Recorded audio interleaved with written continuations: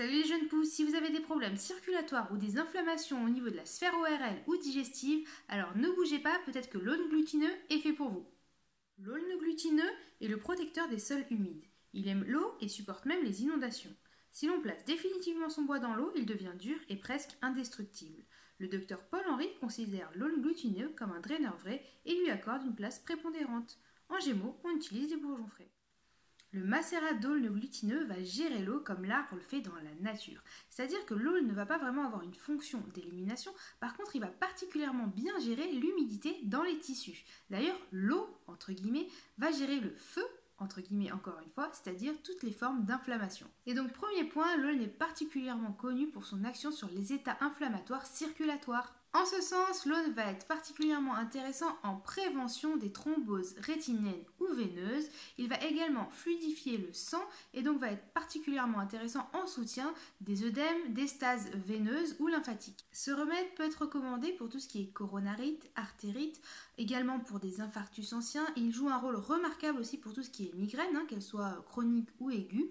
Et on peut également le recommander pour tout ce qui est fatigue ou défaillance de la circulation cérébrale. Deuxième point, l'aulne a une action anti-infectieuse. De manière générale, s'il y a une inflammation avec un écoulement muqueux, on pense directement à l'aulne. Donc par exemple, pour tout ce qui est bronchite, sinusite, laryngite, trachéite, rhinite, etc., ça va être intéressant.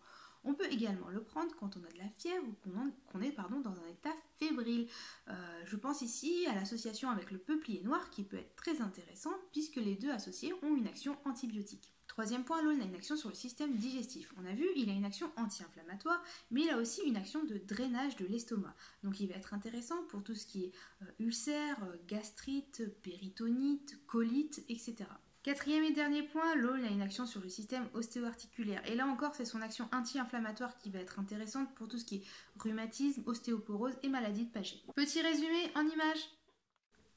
L'aulne glutineux a une action sur le système circulatoire, thrombose veineuse et rétinienne, coronarite, infarctus ancien, défaillance circulatoire cérébrale. Auquel cas, on pourra l'associer avec le ginkgo biloba, la myrtille, le cornouiller, l'aubépine et le figuier. Deuxième point, l'aulne a une action sur le système ORL et pulmonaire. Maladies infectieuses, sinusite, rhinite, trachéite, problèmes pulmonaires chroniques, bronchite, pneumonie, etc.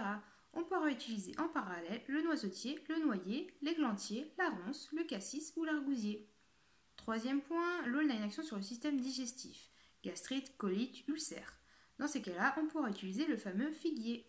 Enfin, l'aulne a une action sur le système ostéo-articulaire, rhumatisme articulaire aigu, maladie de Paget, ostéoporose.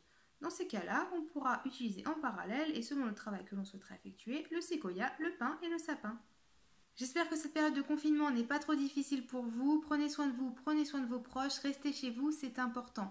De mon côté, je vous prépare quelques petites surprises. Cette période de confinement, je la mets à profit pour travailler sur de nouveaux projets, notamment un projet de podcast. J'espère que je pourrai mettre ça en ligne très prochainement.